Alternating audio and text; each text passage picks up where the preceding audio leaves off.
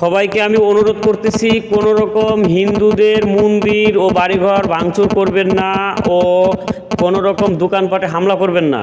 অনুরোধ রইল, কারণ নবীজি অন্য ধর্মে আঘাত করতে মানা করছে, সম্পূর্ণ নিষেধ।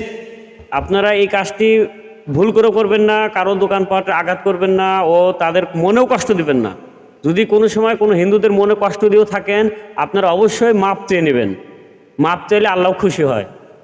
আমাদের যে ধর্মের যে সৌন্দর্যটা, এটা আমরা হিন্দুদেরকে বুঝাইতে পারিনি, এটা আমাদের ব্যর্থতা।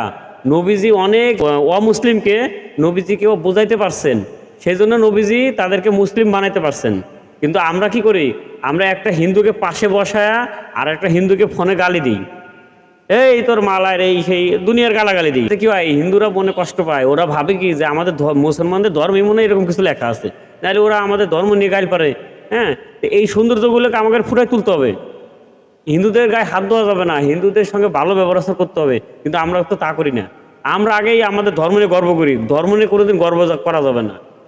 ধর্ম নিয়ে ধর্মকে বুঝাইতে হবে, অন্য ধর্মের মানুষকে বুঝাইতে হবে, বুঝের মাধ্যমে আনতে হবে, কিন্তু রাগা যাবে না। ওই কুদেই মারা, ঘুষি মারা, এই করা সেই করা, কোনো রকম গায়ে হাত দেওয়া যাবে না। হিন্দুরা আমার ভাই, হিন্দুদেরকে আপনারা আবার সাপোর্ট করবেন। আপনারা আজকে হিন্দুদের বাড়ি ঘরে হামলা করবেন ও দোকানপাট লুটপাট করবেন, এতে ক্ষতি আপনাদেরই। কেন? ওই টাকা কখনো আপনার হজম হবে না। ওই অভিশাপে আপনারা দেখছে আপনাদের বউ বাচ্চা এটা ওটা দুনিয়া রোগ ব্যাধি হবে, টাকা আরেক দিক দিয়ে বাড়াই যাবে।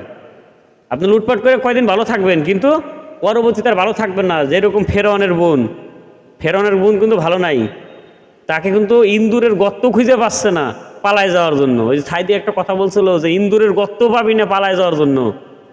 দেখছেন, ভারতে গেছে, ওইখান থেকে আশ্রয় নিছে, তারপর ওইখানেও থাকতে পারতেছে না।